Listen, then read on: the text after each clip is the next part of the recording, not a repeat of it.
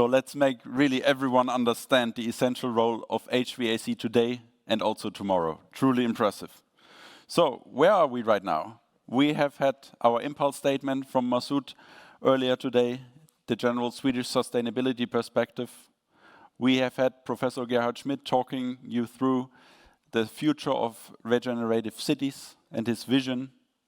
We had Ole telling you how awesome HVAC can be and actually is. And now I'd like to welcome a UAE resident here on stage, Mr. Tekha Selim, Vice President of Global Market Development at Delos International, and also the regional representative here of the International Well Building Institute. A random applause for Mr. Tekha Selim, ladies and gentlemen. Thank you. Thank you, Morten. So, Tekha, it's really great having you here with us tonight. People told me you're a true entrepreneur. You're dedicated to exploring new ways on how to achieve a better indoor air quality in buildings. You're an international speaker. You have appeared in multiple TV shows. And I figured out yesterday that you had your own show called the Tekker Show. Can you please tell us what this is all about? Absolutely. Yeah, I had, you reminded me of the good days, Morten. I think back in 2014, before I gained all this weight, before I got married, I had my own show after I lost 65 kilos. But thank you to my wife for making me gain all this weight. So it must have been a really impressive TV show. And what, if you would outline, what can our audience online and offline here expect within the next 12 minutes in 12 seconds? We're going to be talking about the well-healthy building movement globally and how we're impacting millions of people around the globe with our different standards and solutions. Tekha, thank you very much. The floor is yours. Thank you so much, Morten. I'm truly very happy to see everyone here and be on a stage. I have 2 pointers, which is great. Which one do you want? Great, thank you. Finally, we're not on Zoom anymore. I'm truly happy to see people face to face. I'm wearing a full suit, not only a jacket from the top, sitting on Zoom. So I'm really happy to be here with everyone. I'm someone that likes COVID-19 so much, and I see a lot of people that are already looking at me like, what do you mean you like COVID-19? I like the pandemic because of 2 reasons. The first reason is that it allowed me to spend time with my family. It allowed me to spend time with my beautiful kids, my lovely wife, which I hope she's tuning in now. Perhaps she'll cook nice dinner tonight. But it also educated people on the importance of indoor environments. It really made people understand the importance of healthier buildings. And it made people understand that what we touch matters, what we breathe matters, how we gather indoors matters. We spend over 90% of our times indoors, whether that's our homes, our offices, our schools, our hotels. We're always trapped inside 4 walls and a roof, or we're always trapped inside boxes that we will call real estate. As a company, we've been trying to understand how these buildings and these boxes are impacting our health and well-being. And how can we have solutions and standards and different things inside to make these buildings work for us and not against us? How can I have this box work on my productivity and my performance and to really help us be healthier, happier, and to really work on our overall well-being? The first thing that we have done as an organization is we invested upwards of $100 million in this body of work called the Well Building Standard. And the first thing that we have done is we brought together the major medical institutions. We brought together Mayo Clinic, Cleveland Clinic, Harvard School of Public Health, Columbia Medical School, and many more.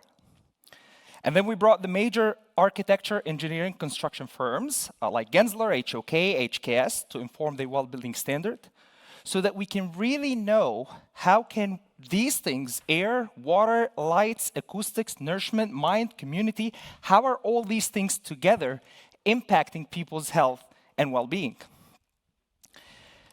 And it was the first time ever in 2014 when we launched the Well Building Standard, and ladies and gentlemen, we spent about, from 2009 to 2014, it was pure research. That's the first thing that Delos as a company was doing. But it was the first time that there was a holistic approach for wellness. Having a healthy building or having a well building does not involve only one department. It's the policymakers, it's the HR professionals, it's the design team, and all of them coming together, having this conversation of having a healthy building. It's not one department at an organization, it's everyone that needs to have this conversation. What we've learned from the research is that 5% of your health outcomes are caused by genetics. We cannot do anything about this. We're born with it, we're gonna have to deal with it. And about 10 to 25% is caused by lifestyle and medical care, so how much we eat, how much we exercise, how much we sleep. And up to 70% is caused by physical and social environmental surroundings. So, ladies and gentlemen, the room that we're sitting in right now is impacting each and every one of us.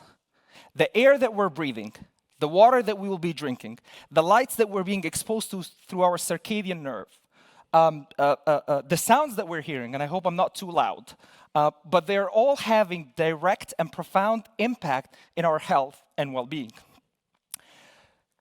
All these elements are impacting our respiratory health, cardiovascular health, immune health, cognitive health, and many more health outcomes. If I may ask a question to everyone that is sitting, how many of us here sleep at night with a window open? I saw one out of all the audience, but not many of us leave their windows open. In this animation that you're about to see on the screen right now, these are two adults sleeping in the same room without enough fresh air coming in the room, and as you can see, the increased levels of CO2. So if you're waking up in the middle of the night and you're having headaches, if you're suffering from allergies, and if you have kids that has asthma, now you know the reason behind this. It's very important, as everyone that was on the stage mentioned, it's very important that we know the importance of indoor quality, and it's very important that we understand what our surroundings is doing to us and doing to our kids and to our family. We've all heard of the green building movement, which is a great movement. Focuses primarily on energy efficiency, water consumption, great dialogue, and sustainability. Well focuses on human sustainability. Well and green do not compete with each other.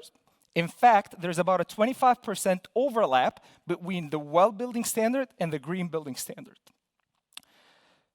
One of the great individuals that we have as a part of our advisory board, Mr. Alan Hirschquitz, whenever you guys have time, you can Google him. He's been doing environmental work for the past 40 years. And I was having a conversation with him, and I said, Alan, there's a lot of people nowadays that are talking about climate change and about sustainability and about solutions and things that we need to do to save the planet. What do you see our role in this?